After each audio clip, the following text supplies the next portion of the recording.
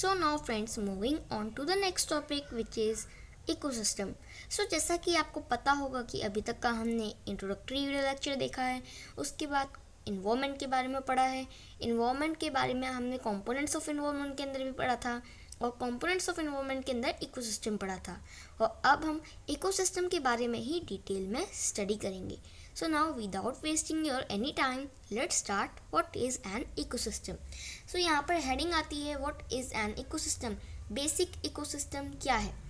Ecosystem एक ऐसा community है लिविंग ऑर्गेनिजम्स का जहाँ पर सारे living organisms non living organisms के साथ इंटरेक्ट करते हैं, उनके साथ मतलब एक तरीके से कह सकते हो आप उन पर डिपेंडेंट रहते हैं।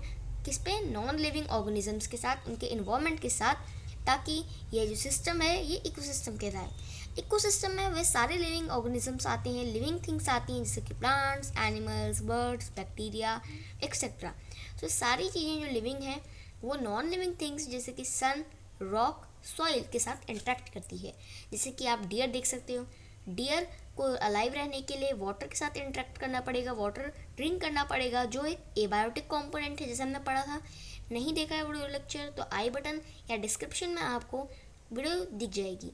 और उसके बाद हम देखते हैं इस पिक्चर में कि जो इन्वायरमेंट है वो, जैसे आप पॉन्ड देख सकते हो, पॉन्ड के अंदर खुद का ही एक एक्वेटिक इकोसिस्टम है। और ये जो डियर वाला इकोसिस्टम है ये क्या है? ये एक टेरेस्ट्रियल इकोसिस्टम है। सो ये इकोसिस्टम की डेफिनेशन मैंने आपको पिछले वीडियो लेक्चर में बता रखी है। जाओ जल्दी से पहले वीडियो लेक्चर देख कर आओ। और सारे वीडियो लेक्चर्स को हमने प्लेलिस्ट के अकॉर्डिंग टू फॉर्मेट में इंक्लूड किया गया है। सो अब नेक्स्ट टॉपिक आता है इकोसिस्टम क्या है। मीन्स अब हम आपको और डिटेल में पढ़ा रहे हैं। सो इकोसिस्टम एक ऐसा सिस्टम है, एक ऐसा एरिया है, ये सराउंडिंग है जहाँ पर ऑर्गेनिजम्स जो होते हैं वो इंटरेक्ट करते हैं एक दूसरे के साथ, as well as with the non living parts of the environment. एक इकोसिस्टम बड़ा भी हो सकता है, छोटा भी हो सकता है। मीन्स ये ज़रूरी नहीं है कि इकोसिस्टम बहुत बड़ा होता है, जैसे कि एक्वेटिक इकोसिस्टम में ओशन बहुत बड़े होते हैं तो इकोसिस्टम उसका बहुत बड़ा होगा। बट इकोसिस्टम छोटे छोटे इकोसिस्टम भी हो सकते हैं, जैसे कि एक अ पडल ऑफ वाटर और रॉटिंग लॉग। अब रॉटिंग लॉग का मतलब होता है सड़ी हुई लकड़ी।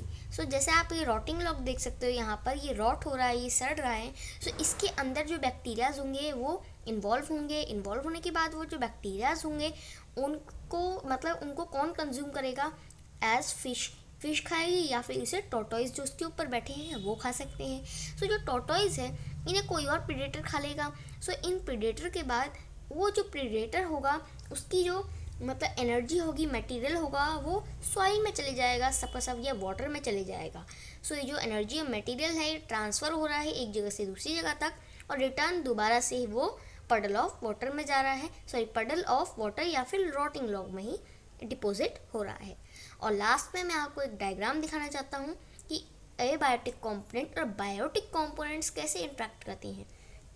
सो जैसा आप देख सकते हो पिक्चर में, प्रोड्यूसर्स क्या होते हैं? जो प्रोड्यूस करते हैं फूड को। सो ये जो प्रोड्यूसर्स हैं जैसे कि प्लांट, सो ये जो प्लांट एक प्रोड्यूसर है। सो प्लांट टेक करेगा, लेगा एबायोटिक कंपोनेंट, जैसे कि वाटर लेगा, है ना। वाटर फोटोसिंथेसिस के लिए इंपॉर्टेंट रहता है, नेसेसरी रहता है। वैसे ही सनलाइट भी नेसेसरी रहती है।